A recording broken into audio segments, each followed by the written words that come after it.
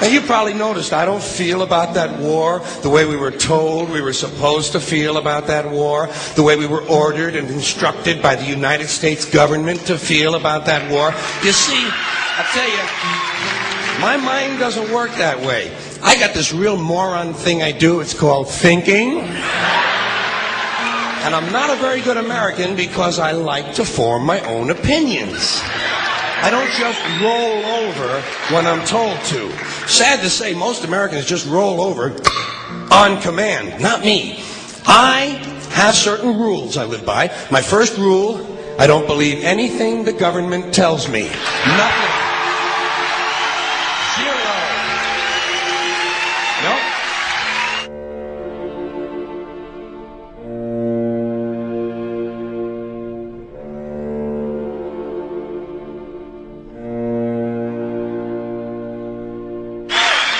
And I don't take very seriously the media or the press in this country, who in the case of the Persian Gulf War were nothing more than unpaid employees of the Department of Defense, and who most of the time function as kind of an unofficial public relations agency for the United States government.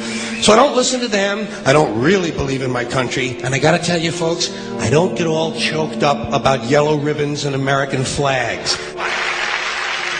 Now, to balance the scale, I'd like to talk about some things that bring us together. Things that point out our similarities instead of our differences. Because that's all you ever hear about in this country is our differences. That's all the media and the politicians are ever talking about, the things that separate us, things that make us different from one another.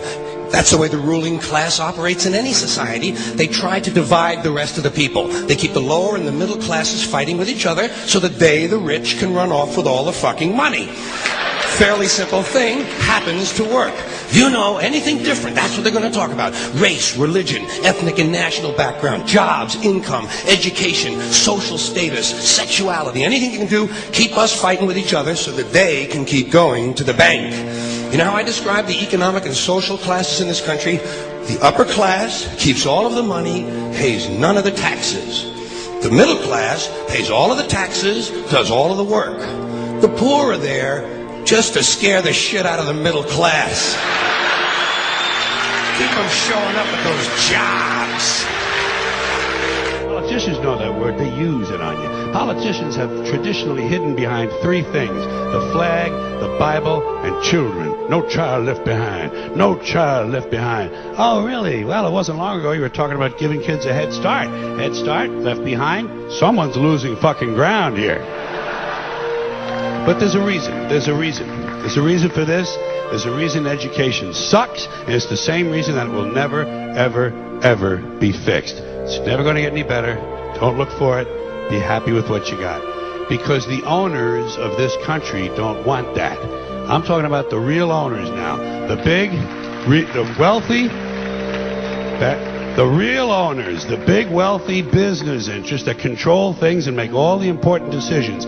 Forget the politicians. They're irrelevant. The politicians are put there to give you the idea that you have freedom of choice. You don't. You have no choice. You have owners. They own you. They own everything. They own all the important land. They own and control the corporations. They've long since bought and paid for the Senate, the Congress, the state houses, the city halls. They got the judges in their back pockets, and they own all the big all the big media companies. So they control just about all of the news and information you get to hear. They got you by the balls. They spend billions of dollars every year lobbying to get what they want. Well, we know what they want. They want more for themselves and less for everybody else. But I'll tell you what they don't want. They don't want a population of citizens capable of critical thinking. They don't want well-informed, well-educated people capable of critical thinking. They're not interested in that. That doesn't help them. That's against their interest. That's right. You know something? They don't want people who are smart enough to sit around the kitchen table and figure out how badly they're getting fucked by a system that threw them overboard 30 fucking years ago. They don't want that. You know what they want? They want obedient workers. Obedient workers, people who are just smart enough to run the machines and do the paperwork, and just dumb enough to passively accept all these increasingly shittier jobs with the lower pay, the longer hours, the reduced benefits, the end of overtime, and the vanishing pension that disappears the minute you go to collect it. And now they're coming for your Social Security money. They want your fucking retirement money. They want it back so they can give it to their criminal friends on Wall Street. And you know something? They'll get it. They'll get it all from you sooner or later, because they own this fucking place. It's a big club, and you ain't in it. You and I are not in the big club.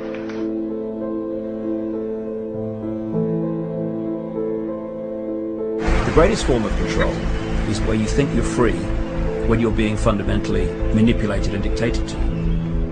One form of dictatorship is being in a prison cell and you can see the bars and touch them. The other one is sitting in a prison cell but you can't see the bar, you think you're free. What the human race is suffering from is mass hypnosis. We are being hypnotized by people like this.